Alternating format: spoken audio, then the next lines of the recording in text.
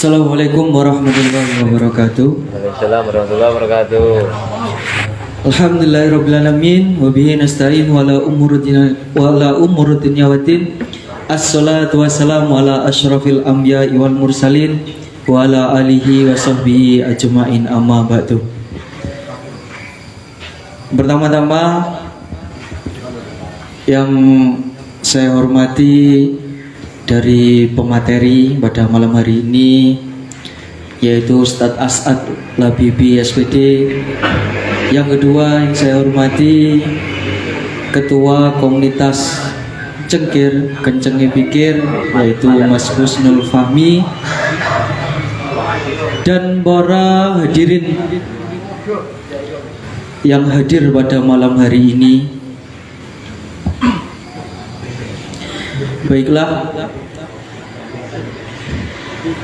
pada malam hari ini, di malam yang sunyi dan di cuaca yang dingin, pada malam hari ini di sini kami mengadakan acara yaitu Yangkro Ilmu, yang mana di sini konsepnya yaitu ngopi sekaligus kita belajar untuk mencari ilmu. Pada kesempatan malam hari ini, Nyangkro Ilmu mengambil sebuah tema yaitu beauty pakerti, yang diambil atau diangkat sesuai dengan kondisi yang ada pada saat ini. Baik, untuk pemateri pada malam hari ini yaitu Ustadz As'ad Labibi SPD, yang nanti akan menyampaikan ilmunya atau pengetahuannya beliau yang akan kita terima bersama-sama.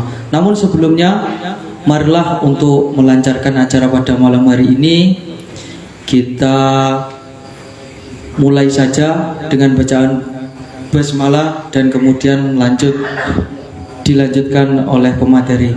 Bismillahirrahmanirrahim. Kepada pemateri diaturkan waktu dan tempat, diaturkan.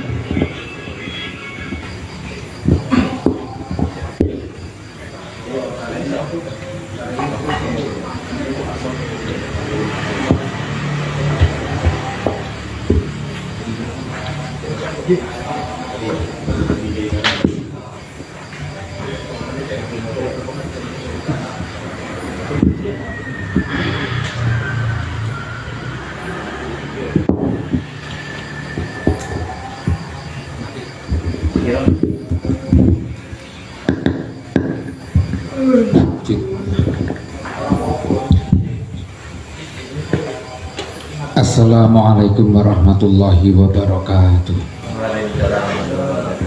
Bismillah, alhamdulillah, wassalatu wassalamu ala rasulillah, wala hawla wala quwata illa billah, amma ba'du. Qala Allah ta'ala fi kitabil karim, a'udzu billahi minasyaitonir rajim, bismillahirrahmanirrahim. Rabbi shrah li sadri wa yassir li amri wahlul 'uqdatam min lisani yafqahu qawli. Al-ayah. Yang saya hormati dan yang saya taati para alim ulama, bapak yai, ibu nyai, yang saya hormati hadirin hadirat sekalian, dan tak lupa kepada teman-teman dari Cengkir atau Kencenge Pikir, mulai dari ketua beserta jajarannya. Pertama, marilah kita panjatkan rasa syukur kita kepada Allah Subhanahu wa taala dengan mengucap alhamdulillahirabbil alamin, karena atas limpahan taufik, hidayah, rahmat serta kasih sayangnya pada malam hari ini kita dapat berkumpul di majelis yang insya Allah membawa berkah. Kedua kalinya sholawat serta salam moga tetap tertuju kepada junjungan kita, idola kita, Nabi Agung Muhammad Sallallahu Alaihi Wasallam. Biqaulina Allahumma sholli ala sayyidina wa maulana Muhammad. Sebelumnya entah sudah berapa kali saya hadir di sini di acara Cengkir ini, mungkin pendengarnya sampai apal, sebagian juga sing bosan mengaku yai, ya wallahu alam lah gitu. Karena ya tidak tahu. Kemarin itu pas waktu dihubungi saya itu hampir menolak gitu loh, tapi piye yo kok ya sudahlah, bismillah saya berangkat gitu saja. Karena saya yakin di antara samiin yang hadir itu ilmunya banyak yang di atas saya. Artinya itu di sini forumnya bukan forum ngaji tapi forum sharing. Bisa jadi apa yang saya ketahui itu sudah Saman ketahui. Bisa jadi yang Saman ketahui itu saya belum tahu. Nah, oleh sebab itu kita forumnya terbuka saja. Artinya mari kita belajar bareng-bareng ini gitu. Karena kalau di sini saya memposisikan diri sebagai pengisi atau ustadz atau penceramah kurang tepat. Saya lebih nikmat memposisikan diri sebagai seorang tolib, seorang pencari, ya pencari apa? Pencari ilmu juga. Karena apa? Dengan saya duduk di depan ini ya tidak beda dengan sampean semua, sama. Bedanya mungkin saya bicara, Saman mendengarkan, dan nanti Saman juga ada waktunya untuk bicara, saya mendengarkan. Kita sharing saja. Selanjutnya untuk materi ya, mengenai tema yaitu beauty pakerti. Beauty pakerti, beauty itu keindahan, kecantikan. Beauty pakerti itu ya tingkah laku, bisa diartikan tingkah laku, bisa diartikan akhlak. Nah, saya ingin memulainya dari Az-Zazalah. Nah, di akhir surat Al-Zazalah itu dikatakan bahwasanya fama ya'mal misqala dzarratin khairan yarah wa may ya'mal misqala dzarratin syarran yarah. Gitu.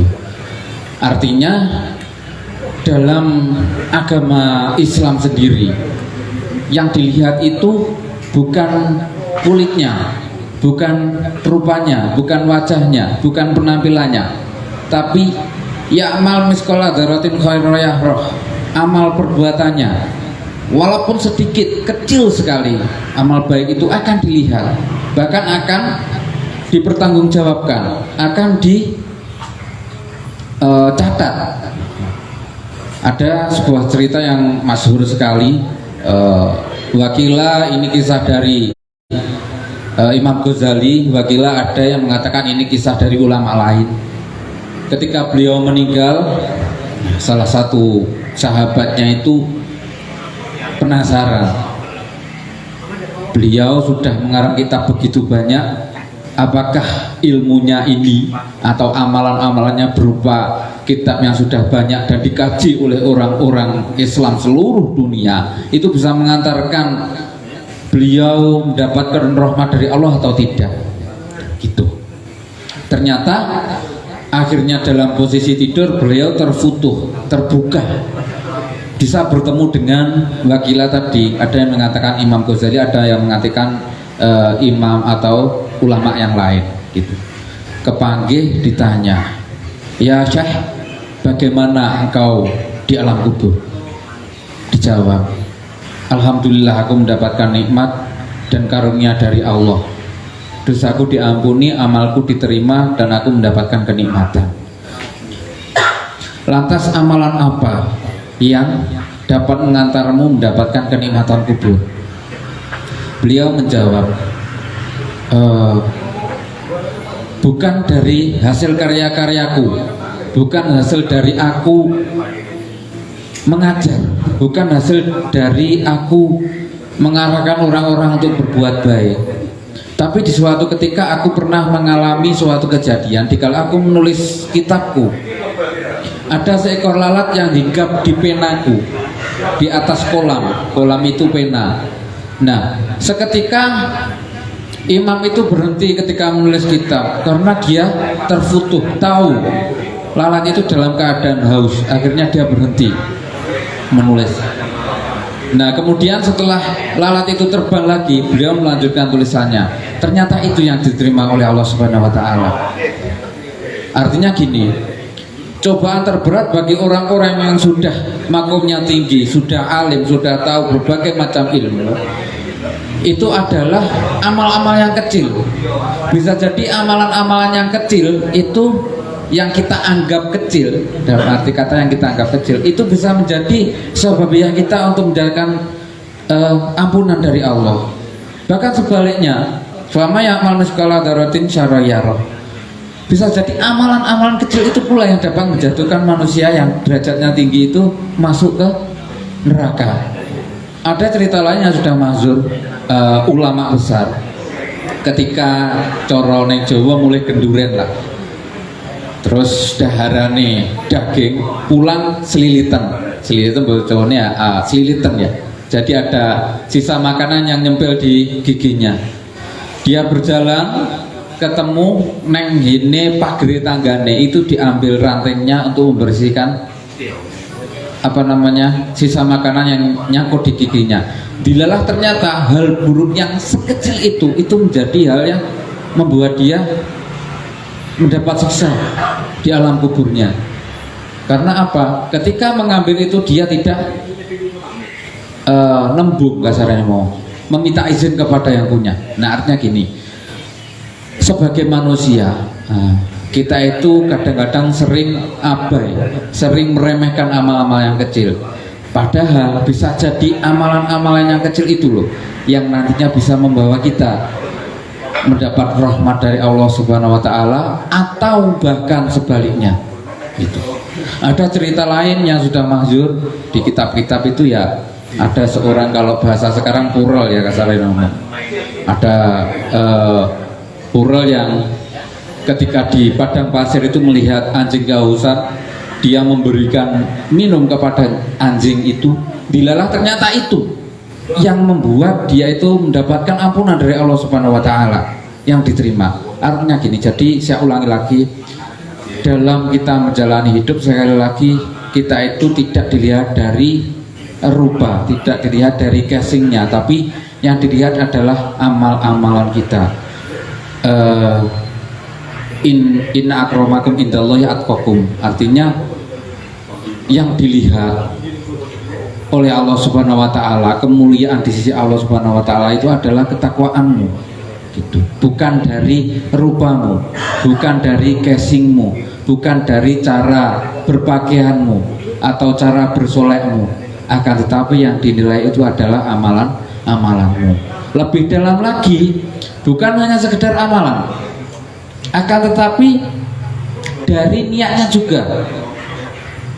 Kalau di pembukaan kitab Arba'in Nawawi dikatakan bahwasanya innamal a'malu binniyat, artinya segala sesuatu itu tergantung niatnya. Nah, dilanjutkan bahwasanya banyak sekali amalan-amalan dunia yang ternyata itu bisa menjadi lantaran kemuliaan di akhirat, dan sebaliknya ada kemuliaan akhirat yang ternyata itu hanya menjadi amalan dunia. Contoh gini, ketika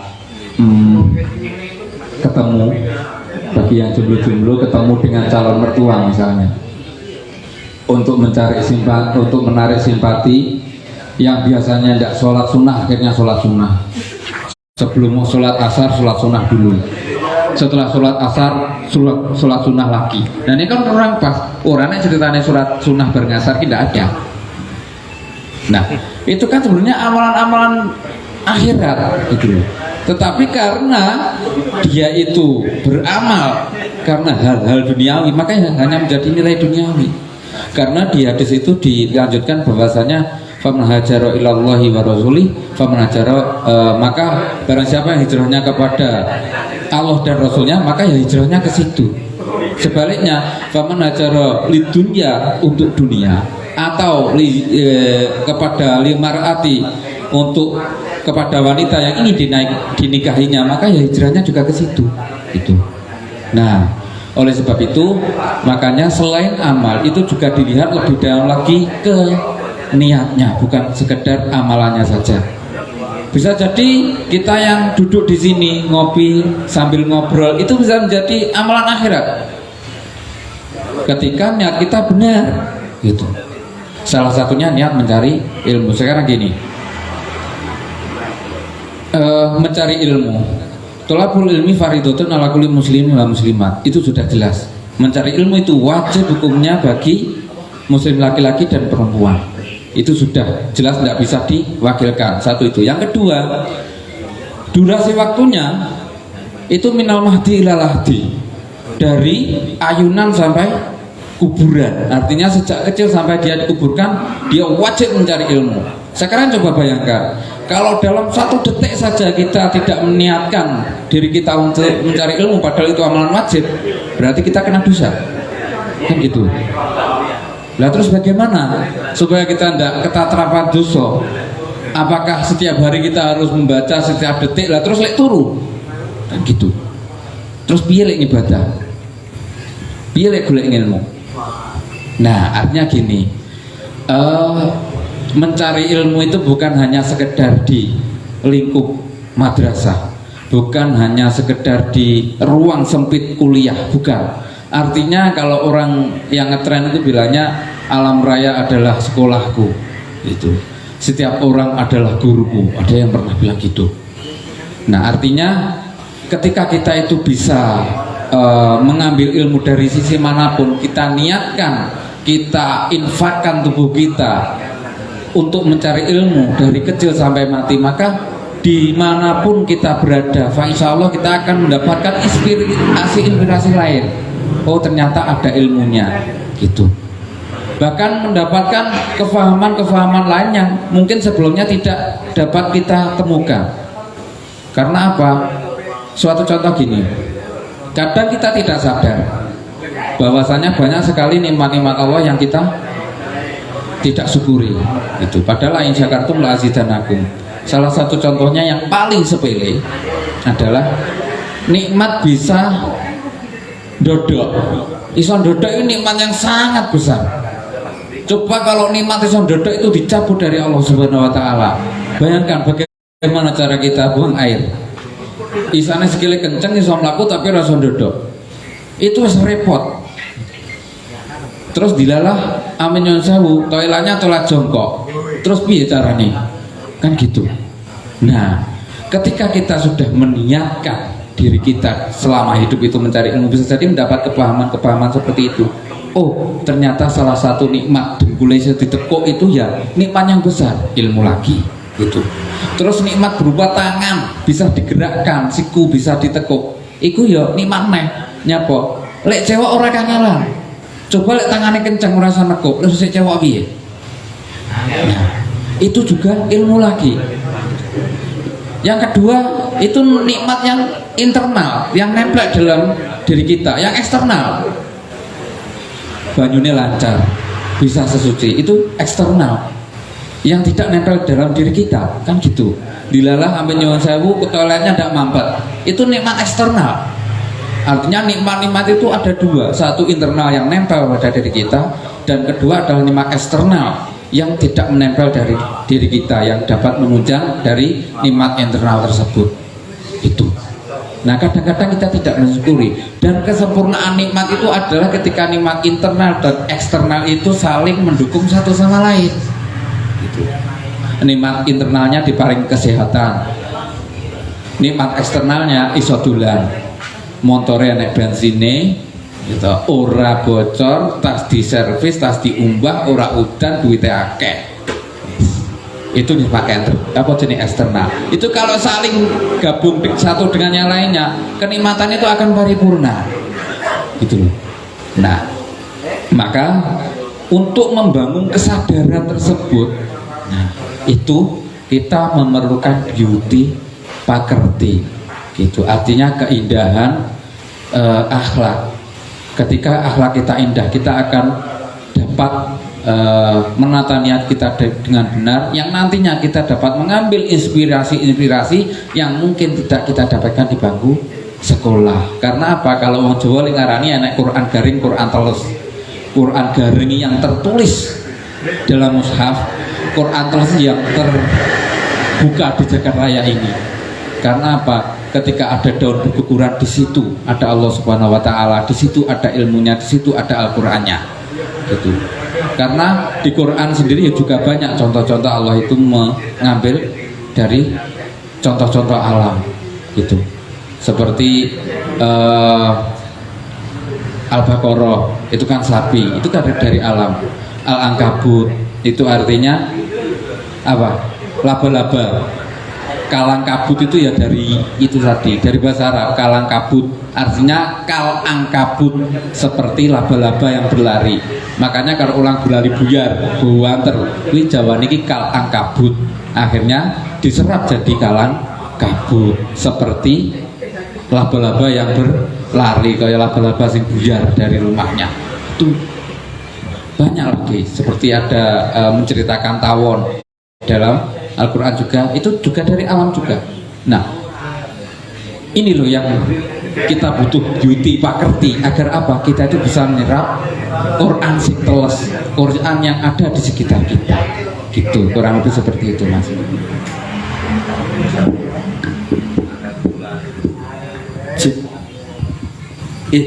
Terima kasih. Itu adalah penyampaian dari narasumber kita tentang beauty pakerti yang tadi digambarkan bahwasanya beliau mengambil kata ayat dari Al-Quran. Tadi sudah ada dasar-dasarnya bagaimana orang itu memiliki sebuah amal dan juga bagaimana orang itu memiliki sebuah budi pekerti. Terima kasih. Baik, kemudian selanjutnya karena ini tadi konsep awal yaitu ngaji ngopi atau nyangkruk ngilmu, kita sharing-sharing bersama. Di sesi ini kita buka untuk tanya jawab dari audien semua yang hadir pada hari ini, umum saja yang nanti bisa bertanya kepada pemateri. Mungkin dari ratusan audien yang hadir pada malam hari ini bisa ada yang ingin bertanya kepada pemateri. Monggo apabila ada yang bertanya. Luar biasa sekali penjelasan dari Ustadz As'ad Labibi yang mana menjelaskan bagaimana agar kita menjadi manusia yang unggul. Ngoten Mas Zaki nggih? Nggih, Mas. Unggul nggih. Luar biasa. Unggul. Nggih. Monggo jika ada keluh kesah, sambat, monggo mumpung ada Ustadz As'ad bisa menampung sambat-sambat Anda. Mungkin mengenai tentang budi pekerti yang saat ini ada, atau mungkin gambaran-gambaran yang ada pada saat ini bisa ditanyakan atau bisa didiskusikan bersama-sama. Bagaimana cara kita menyikapi budi pekerti anak zaman sekarang. Iya, Mbak. Anak zaman sekarang itu kan kalau kita lihat beda jauh dengan yang generasi kita gitu. Kalau kelihatannya kan anak zaman sekarang taunya game, HP, lato-lato. Gitu, mungkin gambarannya seperti itu, Mas. Bagaimana, Ustaz? Jadi gini aja sedikit tambahan, saya ingat bahwasanya gini. Ketika Nabi Muhammad diturunkan ke dunia itu, beliau itu membawa tupoksinya, artinya tugas pokok dan fungsi. Tugas pokok dari Nabi Muhammad sendiri itu adalah rahmatan lil alamin, artinya sebagai rahmat seluruh alam, sebagai perantara rahmat seluruh alam, membawa ajaran kasih, membawa ajaran yang bisa membawa manusia untuk saling mengasihi dan menyayangi satu sama lain itu. Terus fungsinya itu saya ulangi, maaf. Tugas pokoknya itu adalah liutamima makarimal akhlak, balik. Tugas pokoknya adalah liutamima makarimal akhlak, untuk menyempurnakan akhlak manusia. Dan fungsinya untuk rahmatan lil alamin. Metodenya itu dengan menggunakan uswatun hasanah atau contoh-contoh yang baik. Artinya gini, Nabi Muhammad itu sebelum berbicara kadang-kadang sudah terlebih dahulu mencontohkan, lebih banyak contohnya itu, apapun itu. Satu itu, kemudian dari hadis itu dapat kita fahami bahwasanya manusia itu kalau di ilmu filsafat itu kita di aksiologinya ternyata di nilai-nilainya. Puncak dari ilmu pengetahuan adalah nilai mengenai kepatutan dan tidak kepatutan, mengenai tepat dan tidak tepat, mengenai benar dan salah. Itu. Kalau ke epistem, ya epistem hanya sekedar mencari kebenaran. Tapi kalau sudah aksiologi ya tentang nilai. Nilai kalau di Islam itu juga di akhlaknya ternyata, bukan dari yang lain-lainnya. Karena apa? Percuma kalau kita mencari ilmu setinggi-tingginya tapi kalau tidak berakhlak. Saya ingat kemarin waktu di Kenduri di rumahnya tetangga, itu orang tuanya itu rambutnya gondrong brewok, tangannya itu bekas terbakar, kelihatannya itu bekas tato yang dihapus pakai setrika, kelihatannya kanan kiri gitu. Beliau hanya gini berkata pada saya itu mendidik anak itu apapun yang dia minta saya turutin, sekolah mau kemana saja saya turutin, tapi satu yang saya minta, anak harus manut dengan saya. Itu karena apa? Percuma kamu sekolah tinggi-tinggi kalau tidak manut ke orang tuamu, hanya gitu. Anaknya sekolah di Malang, ditelepon, nak malam ini pulang. Anaknya bilang, pah capek, lek awak murah gelem mulih karuan ora sah kuliah, rugi mau sekolah dur-dur lek ora manut karo orang tuamu. Wes karuan selesaikan, cabut DO. Akhirnya malam itu juga anaknya pulang. Gitu karena mungkin dia tidak tahu kalau ridho walidain itu ada di Islam, mungkin dia tidak tahu.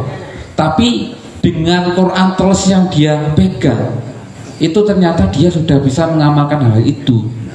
Artinya bisa jadi kita itu sumber pengetahuan kita itu tidak dari Quran, tidak dari hadis, tapi dari alam itu sendiri. Karena apa? Alam yang ada ini juga gumulare dari Al-Quran itu. Bahkan kalau orang-orang yang agak ekstrim dalam pemikiran tasawufnya mengatakan bahwasanya Quran 30 juz itu dilempit hanya menjadi Fatihah. Fatihah itu dilempit hanya menjadi ba itu artinya apa? Ba dengan. Maka di dunia itu isinya cuma dengan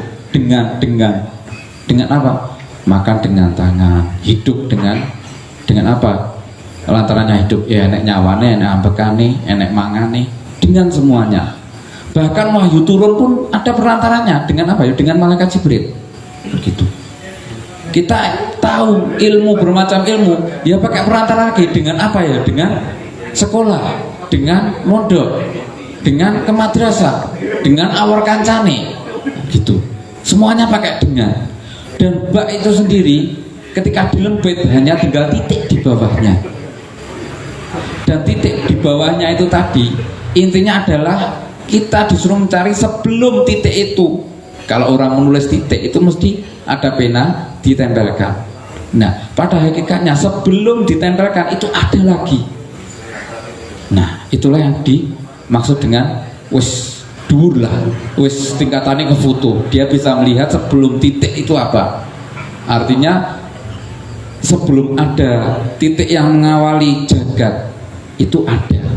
Siapakah dia? Ya Allah Subhanahu wa taala. Versi kita. Kalau versi Jawa ya Gusti Kang Murben Dumadi. Enak sing ngarani Gusti Kang Angkar ya jagat. Kurang lebih seperti itu. Enak sing ngomongnya kalau di agama lain Sang Hyang Widiwasa dan lain-lain gitu. Nah, kurang lebih seperti itu. Mata Mas. Terima kasih. Gambarannya seperti itu kalau dilihat dari ranah agama dan ranah filsafat seperti itu. Mungkin dari audien yang lain dari secara umum yang ingin ditanyakan atau ingin didiskusikan bersama-sama pada malam hari ini, kami persilahkan. Nyanyi sih Mas. Oh, buatan. Oh, beri kriya. Mau watuk jarene Dodi. Nggih. Sakderenge melanjutkan alangkah baiknya kita mendengarkan musik dulu yang pada malam hari ini diisi oleh pesonamu musik. Pesonamu akustik. Niki mau aku sanes kopi kata sini. Boleh mineral Mas. Oh iya gini.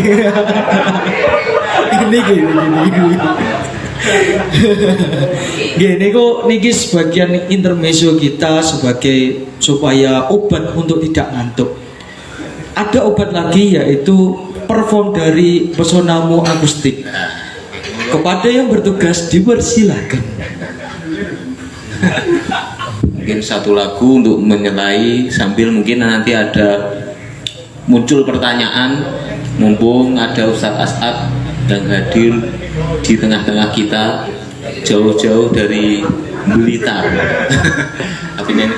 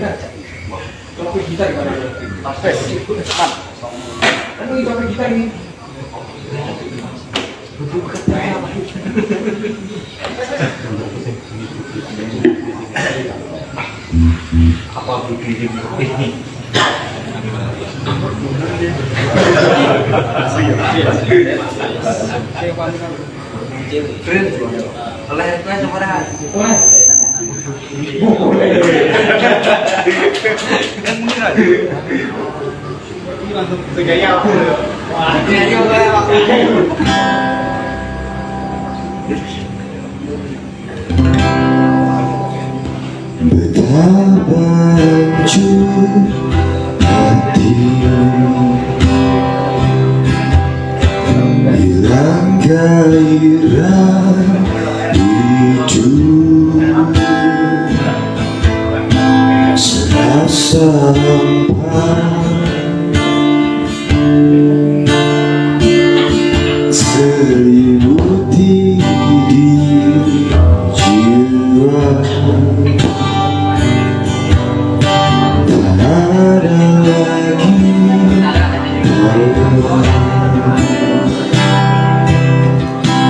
Daripada curian semua hilang, terkubur dalam duka. Dia kini telah pergi jauh, terbang tinggi tinggalkanku di sini. Tuhan, Engkau tahu aku mencintainya, dan tak ada yang bisa mengganti dirinya. Tuhan, hanya Dia yang selalu ada dalam hatiku, dalam benakku.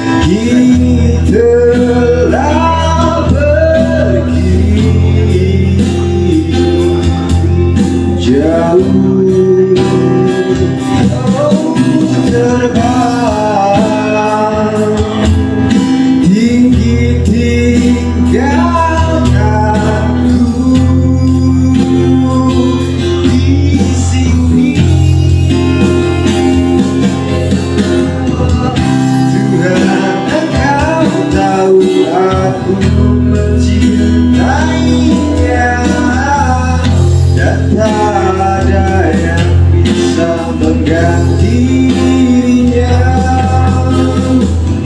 Tuhan hanya Dia yang selalu ada dalam anganku, dalam benakku. Tuhan Engkau tahu.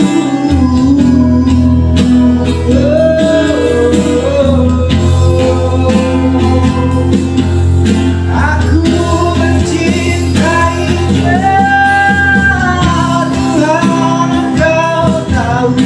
Aku mencintainya, dan tak ada yang bisa mengganti dirinya.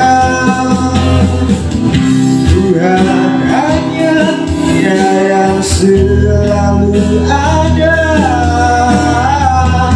dalam hidupku, dalam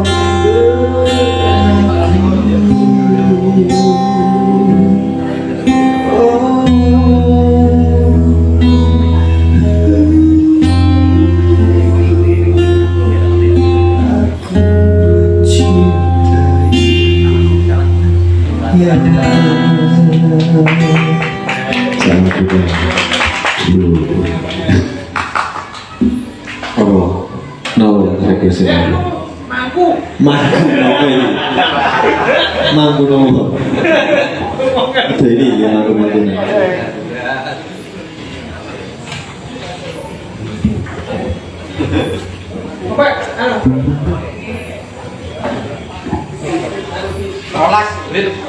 Rolas, rolas apa? Kali rolas. Aduh. Anak kok? Sekurang Mas. Terus ngapar deh? Sekurang apa? Remek private. Jangan apa kayak? Tetek hati. Oh, tekan-tekan. Yo wis, yo. Aduh. Satu rasa cinta ya oleh dong. Wes masuk. Aku coba. Satu loro ya oleh, satu loro. Satu loro lho, Pak. Satu loro.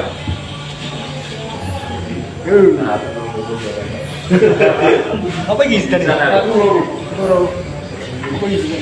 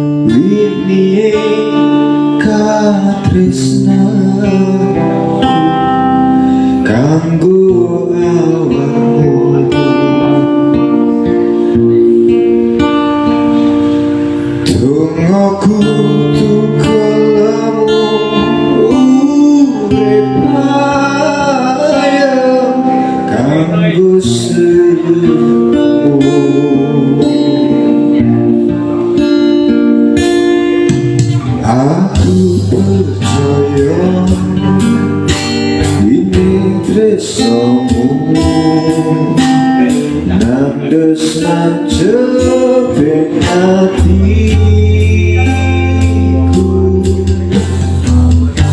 Apa kurang aku ngerteni karepmu. Aku yo wis ora liyane nek kangen ngomong kangen rasaku karanae boti eman hubungane wong sing tak tresnani tak gawe sandaran hati kok ojo satu wae sayangku. Jajan rasa percaya nek mau kabar koncoku aku kerja mimpimu go murni hatimu.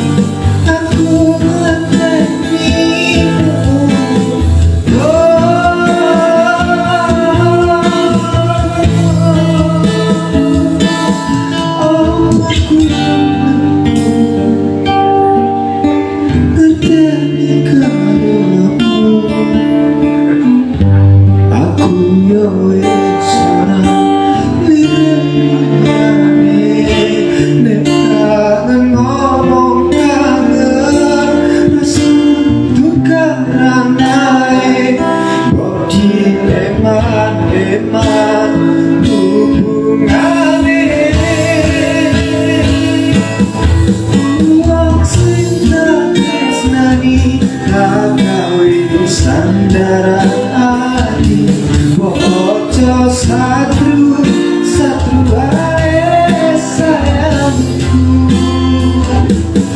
Jajan rasa percaya nek mau kabar koncoku aku kerja mimpimu go murni hatimu.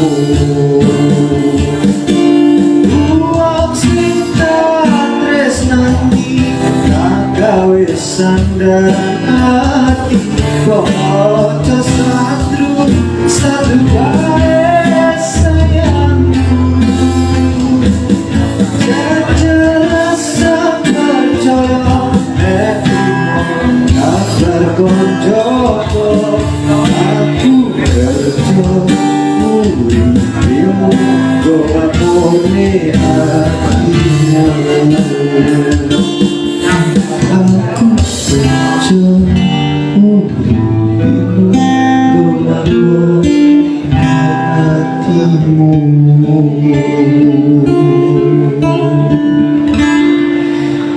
Harus naik dan kita ulang. Ini udah ya.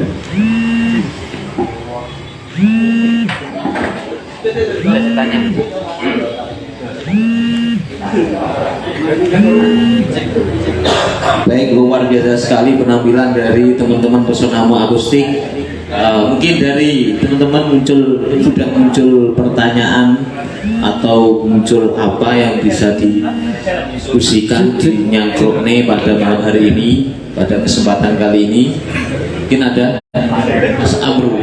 Wah, ini Monggo, dipersilakan namanya siapa? Amar. Mas Amar. Oke, dari audien Mas Amar. Silakan Mas Amar.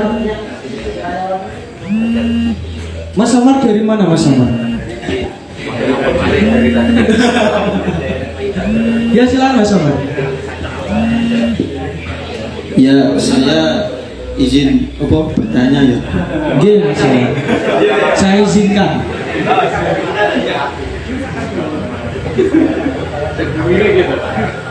Nah, tadi kan sudah dijelaskan bagaimana apa jenenge kehidupan tidak dilihat dari casingnya, tapi dari amal perbuatannya dan lain-lain sebagainya yang sudah dijelaskan oleh Ustadz As'ad. Nah, pertanyaan pada malam hari ini adalah apa maksud dari beauty pakerti tersebut, dan agar kita bisa menjadi manusia yang beauty pakerti itu bagaimana? Terima kasih. Nggih, pertanyaan sangat luar biasa dari Mas Amar. Terima kasih atas pertanyaannya. Langsung saja, wah, dijawab atau nggih? Monggo jawab.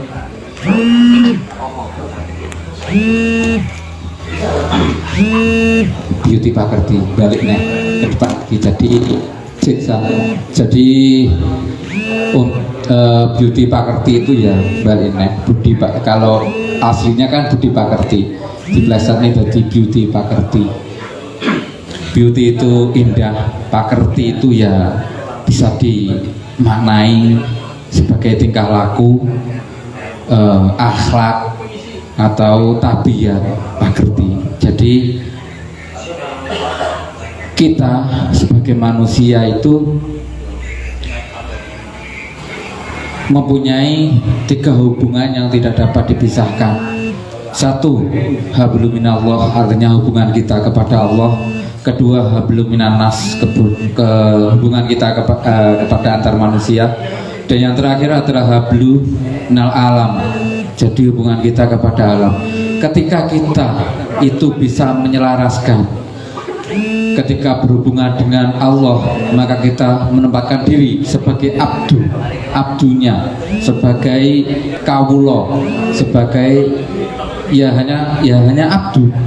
Maka kita akan jenenge abdu ki basa Indonesiane budak gitu. Budak itu dia, kalau dulu budak itu tidak dibayar, bahkan jenenge budak yang mesti dibayar. Jadi ketika kita beramal kepada Allah itu diusahakan jangan mengharap dibayar karena Gusti Allah. Suatu contoh gini, kita sholat duha kasarnya ngomong, yang sudah tren sholat duha rezekinya lancar. Kalau kita sholat duha ben rezekinya lancar, nah itu maka kita sudah sedang jual beli dengan Allah Subhanahu Wa Taala. Aku sholat duha, lah ijole rezekiku udur lancar. Nah ketika kita sudah memposisikan diri seperti itu, maka kita sudah gagal sebagai abdu, sebagai budak kita gagal. Nah artinya sebagai manusia kita memposisikan ya namanya diperintah ya kudu nglakoni lillahi ta'ala gitu. 1 itu. Yang kedua, posisi kita antar manusia ya sosialnya yang baik gitu. Artinya khairun nas anfa'uhum linnas, sebaik-baik manusia adalah manusia yang bermanfaat bagi orang lain. Konsep manfaat ini tidak usah muluk-muluk. Ora usah kita kudu dadi wong sing ning ngarep. Ora usah kita harus punya program yang bermanfaat dengan orang lain dah gitu. Memindahkan duri di tengah jalan itu sudah bermanfaat bagi orang lain. Gitu. Memindahkan batu di tengah jalan itu sudah manfaat bagi orang lain. Karena apa? Dengan harapan kalau kita memindahkan batu dari tengah jalan jangan sampai ada orang yang tersandung. Kan gitu. Sebaik-baiknya orang salah satunya yaitu ciri-cirinya adalah orang yang selalu berpikiran bahwasanya jangan sampai ucapanku ini melukai orang lain. Itu sudah cukup. Kasarannya ngomong, lek awakmu resor resik ora sana resek gitu. Kalau kamu tidak bisa berbuat baik, wis ora sang keruwet gitu. Kurang lebih seperti itu. Kalau hablum minal alam, nah konsep kita sebagai manusia, kita itu ditunjuk sebagai khalifah fil ard, sebagai pemimpin di dunia. Memimpin apa? Ya memimpin alam. Bagaimana kita bisa menjaga kelestarian alam, bagaimana kita bisa menjaga kebersihan alam, bagaimana kita bisa menjaga keterlanjutan alam itu sendiri. Kurang lebih seperti itu. Nah kalau gini, Selain itu kita sebagai pemuda gitu, sebagai orang muda, kalau guru saya bilang dulu, kita itu harus mempunyai konsep 3C. Satu cita, dua citra, tiga cinta. Artinya ketika sebagai muda kita itu harus mempunyai cita-cita. Satu itu. Yang kedua, kita harus memiliki citra. Citra itu pandangan yang baik di depan orang lain. Terakhir, kita harus mencari cinta. Artinya mencari pendamping hidup yang bisa kita bawa untuk mengarungi kehidupan ini.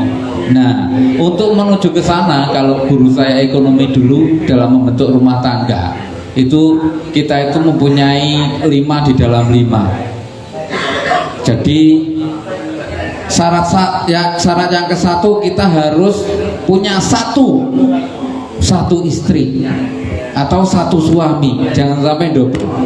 Itu sederhana. Konsep ekonomi yang sederhana dan bahagia itu satu, berarti kita harus punya satu istri. 2, berarti jawabannya juga 2. Kita mempunyai 2 anak, cukup 2 anak. Terus yang ketiga itu juga 3. Kita memiliki rumah yang kamarnya cuma 3.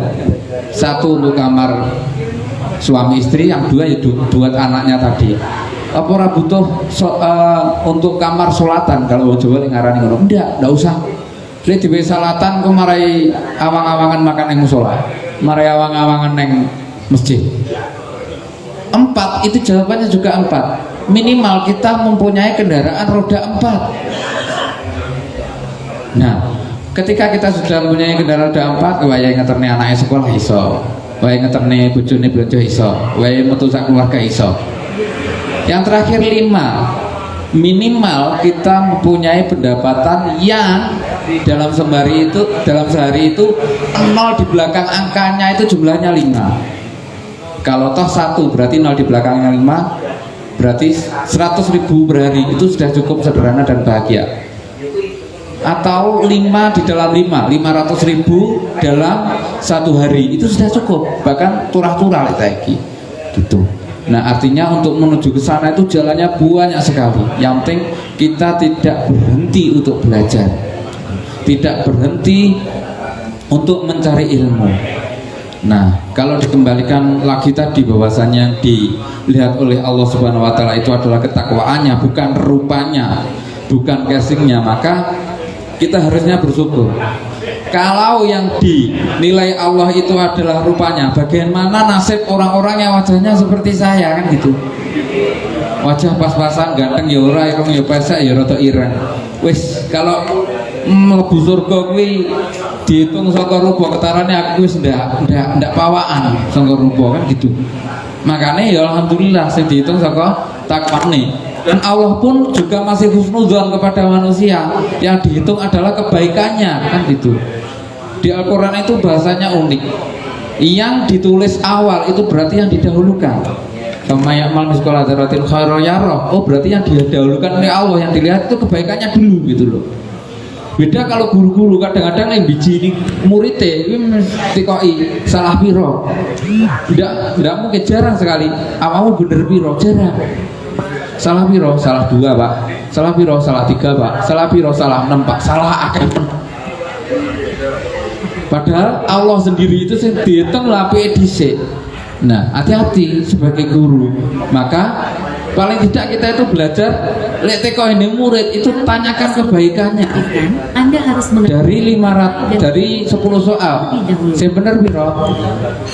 20 soal sing bener piro? Karena apa? Kita mencoba husnudzon kepada sesama manusia. Kalau kita sudah menanyakan kepada murid kita itu kesalahannya terlebih dahulu, nah itu secara psikologis di masa depan anak-anak kita itu yang dilihat juga kesalahannya. Delok wong liya, wong kae kurangi ngene, wong kae salah ngene, wong kae. Nah, sing didelok ngono nih. Tapi kalau kita sudah terbiasa komunikasi yang ditanyakan kebaikannya, nak, namu bener piro? Jawabannya sing bener piro? Nak, jawabanmu dari 10 soal iki sing bener piro? 3 pak yura popo, teluat jane sing bener. 2 pak yus alhamdulillah, senajan 10 soal loro jane sing bener apik. 9 soal pak sing bener yus alhamdulillah, berarti luwih akeh. Nah, dari situ anak-anak itu secara tidak langsung, secara psikologis dalam pikirannya yang tertanam ya gitu. Ketika menilai orang lain, ketika melihat orang lain, apapun itu yang dilihat adalah kebaikannya terlebih dahulu gitu. Melihat orang wayai umpamane poso, wayai sholat tarawih, orang sholat tarawih mubung-mubung neng dalan. Nah, yang dilihat adalah kebaikannya. Bisa jadi dia tidak tarawih, siapa tahu dia pada saat itu sedang mencari nafkah untuk anak istrinya yang digunakan untuk sahur nanti. Kan kita tidak tahu iwaya terawih bangga manjingnya piye, kan kita tidak tahu. Ternyata dia mencari rezeki untuk dibuat sahur nanti. Lebih utama itu daripada kita yang sholat sunnah tarawih, kan gitu. Nah, maka salah satu jalan yaitu kita belajar dari Al-Quran ini, mencoba untuk husnudzon kepada siapapun, apalagi husnudzon kepada Allah Subhanahu wa Ta'ala. Dan Allah itu sebagai catatan sesuai dengan penyonone makhluk, sesuai dengan anggapan makhluknya. Kalau kita menganggap Allah itu sebagai orang yang bukan orang, sebagai sang hakim, sebagai pendidik, maka hidup kita ya akan bahikim di sawang Allah, didelok salah, seperti itu. Tapi kalau yang kita lihat dari Allah Subhanahu wa Ta'ala adalah Rahman Rahimnya, maka Allah pun juga Rahman Rahim gitu. Maka salah satu jalan untuk menuju beauty pakerti itu adalah kita mencoba untuk husnudzon kepada siapapun, bukan hanya kepada manusia, bahkan kepada utamanya kepada Allah Subhanahu wa Ta'ala. Kurang lebih seperti itu, Mas. Semoga bisa menjawab. Terima kasih. Iya, terima kasih. Jadi bisa dikatakan bahwasanya salah satu ciri-ciri seseorang itu baik atau beauty pakerti itu memiliki sifat husnuzon, selalu berhusnuzon. Seperti itu, okay? Ya, bagaimana penanya dengan jawaban yang sangat luas sekali ini tadi, apakah bisa dipahami dan dimengerti? Bisa, ya? Okay. Mungkin satu kali lagi bagi audien yang ingin bertanya, mumpung ada pemateri. Siapa? Monggo, Mas. Assalamualaikum warahmatullahi wabarakatuh. Waalaikumsalam warahmatullahi wabarakatuh.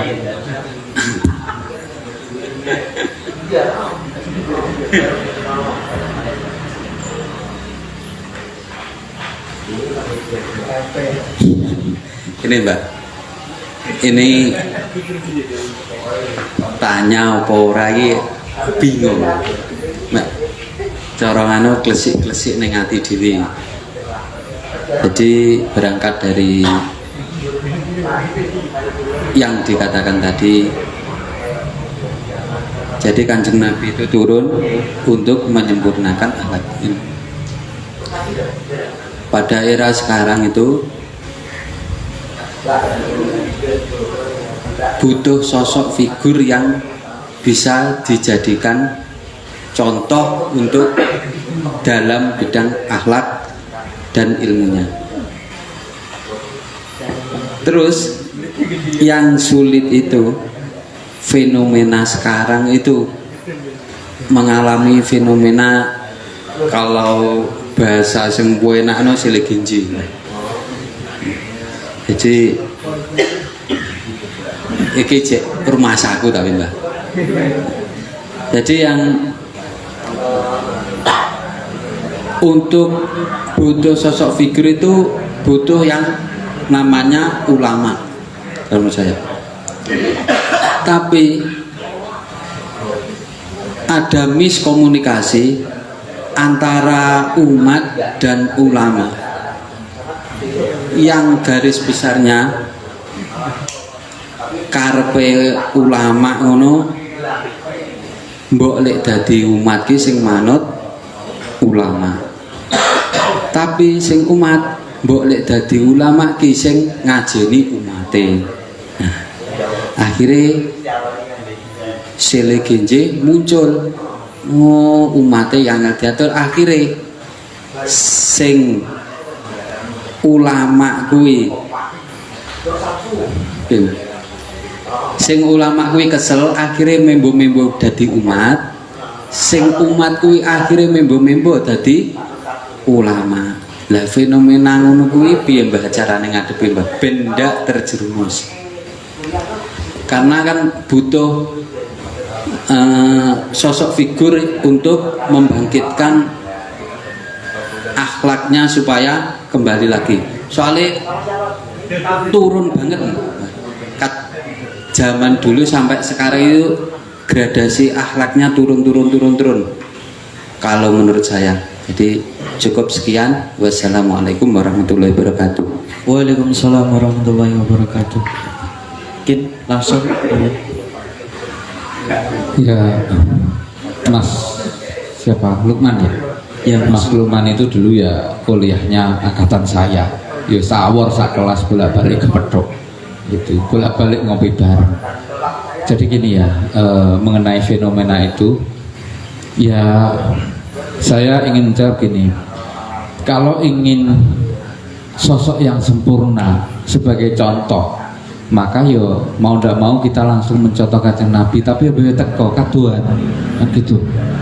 Apa meneh sing sempurna, Nabi bisa dikatakan sempurna kenapa? Karena beliau maksum, terjaga dari hal-hal yang bersifat maksiat atau ingkar kepada Allah Subhanahu wa taala.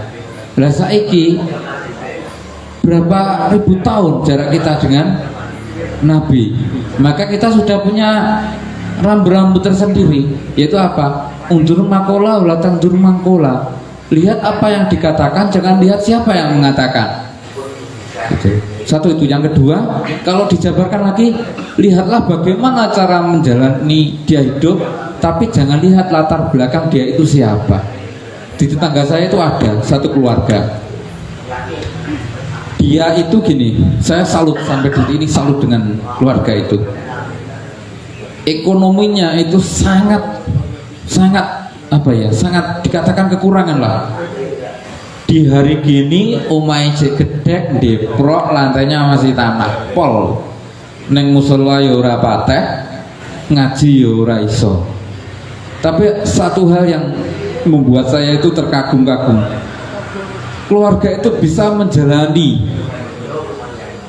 rumah tangga nyaris tanpa konflik. Randuwe duit ya guyu bareng, duit yang guyu bareng, motornya Bravo etek sekernya wis muni. Bahkan sekernya itu sampai ngenter ke jangkrik. Ya nungi mapangan uripe. Saya lihat lagi yang lain, orangnya berkecukupan, keluarganya ya duwe, ora awet ternyata. Omaya apik duwe toko, duwe mobil, ternyata ndak awet. Nah itu loh, artinya dalam mengambil sosok-sosok tertentu kita itu tidak bisa satu orang ini contoh ideal kita.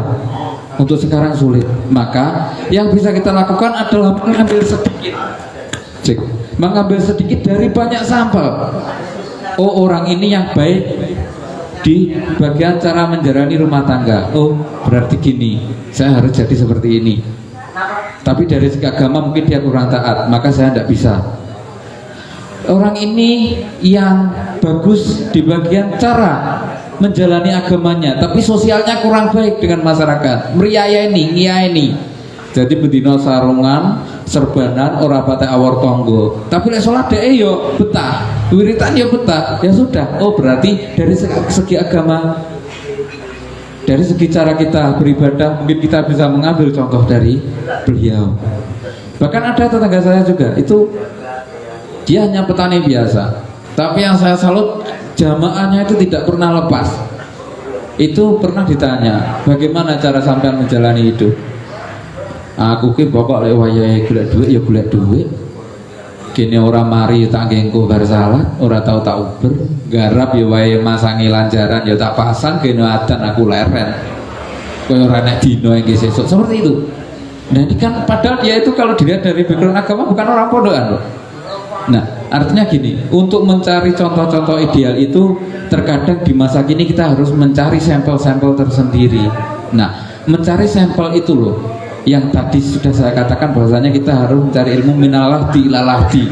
Dari manapun kita ambil, dari Quran teles yang ada di sekitar kita, itu yang dapat kita serap. Kurang lebih seperti itu. Ngaten Mas. Jadi kalau kita memaksakan apa jenis figur ulama itu tuh koyong ini enggak, mungkin saat ini kita kesulitan, tapi saya yakin di luar sana itu ada ulama-ulama yang saat ini bisa kita jadikan contoh, bisa kita jadikan panutan, walaupun orangnya itu tidak ada di dekat kita gitu. Bisa dari media sosial ada ulama tertentu mungkin yang sudah termasyhur, Habib Lutfi misalnya, itu banyak sekali bisa kita contoh di beberapa hal yang mungkin kita kuat untuk mengikuti jalur beliau. Dari Gus Baha mungkin kita bisa belajar bagaimana menata hati, bagaimana kita belajar syariat dari beliau, kan bisa itu. Atau dari habaib yang mungkin kita cocok dengan beliau, tidak apa-apa. Bahkan dari kiai desa sekalipun gitu. Karena apa? Garda terdepan penyelamat akidah kita, penyelamat akhlak kita kadang-kadang di kiai-kiai musola sing duwe santri mek guru siji loro sing kadang-kadang wae ngaji ora mlebu, itu malah kadang-kadang di situ malah figur-figur sosok kiai itu ada. Karena paling kiai sekarang itu harus banyak sabarnya, karena umat ki kadang-kadang ya rada jarak gitu loh. Wis diomongi ngaji bar maghrib oke. Bar maghrib wis siap. Engko bar maghrib itu dinteni sampai tekan isya ora teko-teko. Keri-keri terus turun japri. Pak ngapunten mbok sakit mlebet niku wonten gedurian dadak. Oh iya ora apa-apa. Ya kita intinya kalau kita sudah jadi pengarep, kita sudah jadi guru, kita sudah jadi dianggap terdepan di masyarakat, salah satu syaratnya yaitu ojo gampang mutungan. Kalau di masa sekarang kiai kok gampang mutungan, umatnya ora toto gitu. Wes to, apapun tingkah laku umatnya ditelateni, enake wis ngono arep yen neh. Ngono-ngono ya cek keren belajar alibata, ora kudu mempeng kan gitu. Ngono-ngono cek gelem salat, ngono-ngono dijak wiritan raketang megur maca subhanallah ping 33 ndonga terus makling ya ora masalah kan gitu. Enake ya wis ngono. Yang penting siji kuwi mang lek jadi kiai, jadi pengarep, jadi guru diusahakan ojo mutungan. Karena guru-guru kadang-kadang saiki wis tantangannya banyak. Terutama dari media sosial itu wis sangat mengkhawatirkan anak-anak kita. Gitu. Kadang-kadang yang kemarin terjadi itu ada anak yang membunuh temannya untuk diambil ginjalnya. Itu kan sangat fatal gitu loh. Sudah diculik, ketika diculik mau dibunuh setelah mati ternyata dia mau diambil organnya, ternyata diakses internet sudah tidak ada, websitenya di debuit itu sudah tidak ada. Nah, fatalnya lagi anak itu tidak tahu panggone ginjal neng endi kan ya pol bisa. Jadi dari kasus itu ada 3 hal yang sangat mencerminkan keadaan umat pada saat ini. 1, menculik untuk dicuri ginjalnya, berarti ada motif ekonomi di situ. Yang kedua, mau diambil organnya, moral, ada pembunuhan di situ. Yang ketiga, tidak tahu tempat di mana ginjal berada, berarti daerah pendidikan ora patek nyanda. Wes pol berarti siji pendidikan ora patek nyantol, 2 terdesak ekonomi, yang terakhir dia mencari jalan pintas dengan mengesampingkan nilai-nilai moral yang ada. Keadaan umat kita seperti itu. Nah, tantangan kita adalah bagaimana ngemong umat sak iso-isone sak sabar-sabare gitu. Nabi Muhammad biasanya ngomong umat Mekah bagaimana sampai diantemi getih kiwa tengen ya tetep dimong, tidak marah. Bahkan di suatu cerita ketika perang Uhud itu bumi sudah berfatwa, sudah mengatakan Kanjeng Nabi, kalau satu tetes darah mengenai aku akan kuhabiskan umat itu, akan kutelan dia. Akhirnya Kanjeng Nabi bagaimana? Ketika perang Uhud, giginya itu ada yang patah, pilingannya ada yang berdarah, ada yang sebuah riwayat mengatakan ketika darah netes itu ditadai. Saking apa? Ngeman umatnya ditadai, diusir, dijubai. Ojo sampai netes ke bumi.